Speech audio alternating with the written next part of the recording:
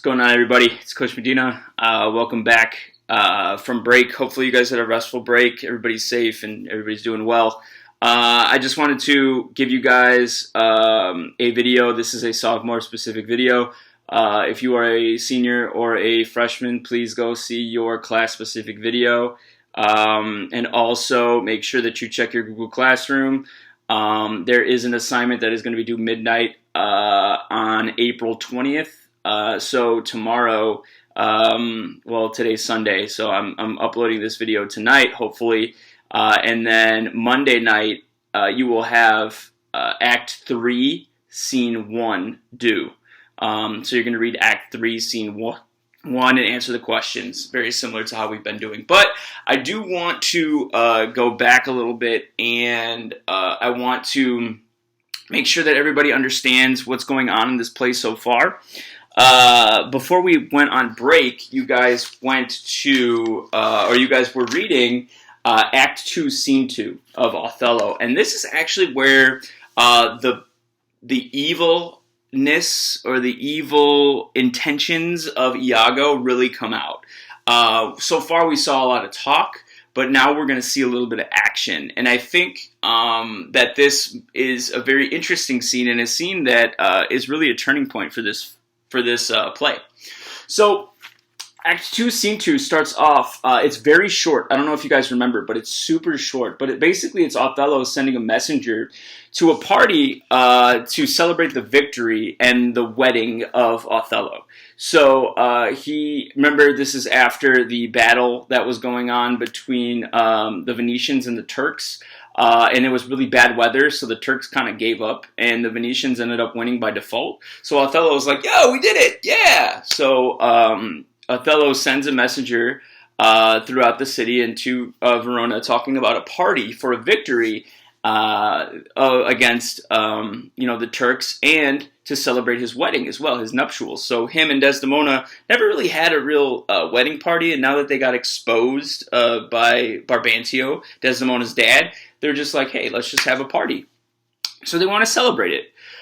So they begin to celebrate the happiness and the wedding and the success of battle. How do you think that makes Iago feel? The guy who's like, I hate the Moor. I want him to fail. I want him to die. I hope he fails at whatever it is that he does. That's got to make Iago feel pretty salty, right? So they're celebrating the happiness and the wedding, and that's where it ends. And it ends with Iago kind of like plotting and figuring out, what am I going to do to ruin this? Or what am I going to do to ruin Othello? Please excuse my hair. This is bad. I need a haircut. So then Act 2, Scene 3 happens, and Act 2, Scene 3 starts with Iago tricking Cassio. Michael Cassio, remember, it's the second in command, the lieutenant that Othello promoted over Iago. So Iago is going and talking to Cassio, and he's like, yo, Cassio, like, yo, you did it, man. Let's have a drink, right? Cassio is not a drinker. He's a guy who does not handle his liquor very well, and Iago knows this. So he tricks Cassio into getting drunk because he knows that Cassio can't hold his own. So he wants to embarrass Cassio in front of everybody and hopefully start up some sort of like brouhaha or some kind of problem where it makes Cassio look horrible to Othello.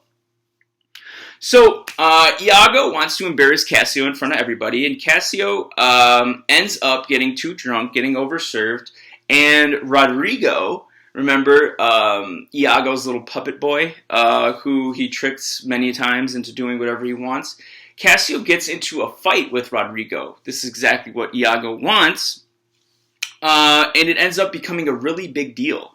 It becomes so big, in fact, that Othello has to leave his wife, Desdemona, from wherever it was that they were, whatever it was that they were doing, and he goes over there and he figures this is not the way a lieutenant needs to act, and he fires Cassio.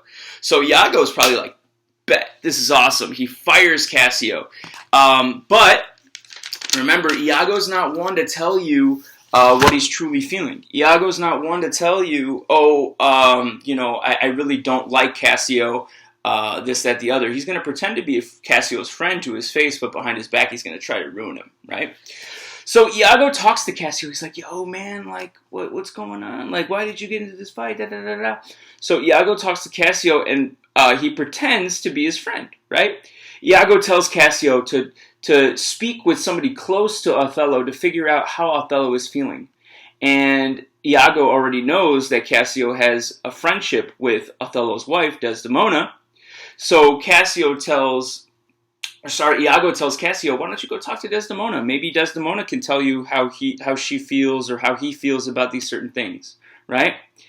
And thus begins Iago's evil plan. He's going to, when Cassio goes and talks to Desdemona, he's going to be in Othello's ear talking about, yo, why is he with your girl? And he's going to cause a lot of doubt in Othello's mind, and eventually he's going to cause Othello to snap. So, thus begins his evil plan. Othello gives a soliloquy in this section, and I want to read that soliloquy just because I think it's very important to know about it because of who Iago is as a character. So I'm going to read it. Iago says, "Who can say that I'm evil when my advice is so good?" Right? He tells Cassio, he's like, "Oh, Cassio, you're good friends with Desdemona. Why don't you go talk to her? She can smooth things over. She can be the olive branch, you know?" And he knows that he's going to be going into Othello's ear saying, like, "Oh, she's cheating on you," right? So he says, "Who can I say that I'm evil when my advice is so good?" That's really the best way to win the Moor back again. It's easy to get Desdemona on your side. She's full of good intentions, and the Moor loves her so much, he would renounce his Christianity to keep her happy. He's so enslaved by love. That's a big word, enslaved by love, that she can make him do whatever she wants. How am I evil to advise Cassio to do exactly what'll do him good? That's the kind of argument you'd expect from Satan. When devils are about to commit their biggest sins, they put on their most heavenly faces, just like I'm doing now. And while this fool is begging Desdemona to help him, and while she's pleading his case to the Moor, I'll poison the Moor's ear against her, hinting that she's taken Cassio's side because of her lust for him. The more she tries to help Cassio, the more she'll shake Othello's confidence in her, and that's how I'll turn her good intentions into a big trap to snag them all. So we see really, this dude is quite possibly one of the most evil villains there are, right? He's turning his friends and their girlfriends and their wives and stuff against each other just for his own gain, right? So at the end of this, we leave with Rodrigo being pissed off at the end that he got into this fight with Cassio. He made a fool of himself, but Iago tricks him again into staying and continuing to help him against Othello, Cassio, and again, Desdemona as well. So I think that's about all I wanted to go over with you guys.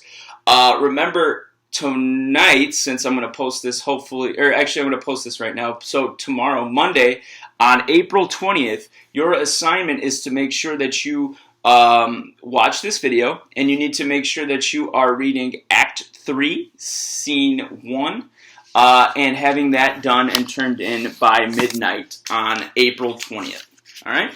I hope everybody's doing well. Please let me know if you need anything. Please continue to turn in your assignments. Again, the name of the game for this e-learning is you need to make sure that you are getting your stuff done so that you do not get held back or anything like that, okay? So the last thing I want you to do is I want you to make sure that you comment on this video, that you watched it entirely. I also want you to make sure that by Monday, April 20th, by midnight, you have Act 3, Scene 1 turned into the gradebook. You have a great rest of your day. Stay out of trouble. Bye-bye.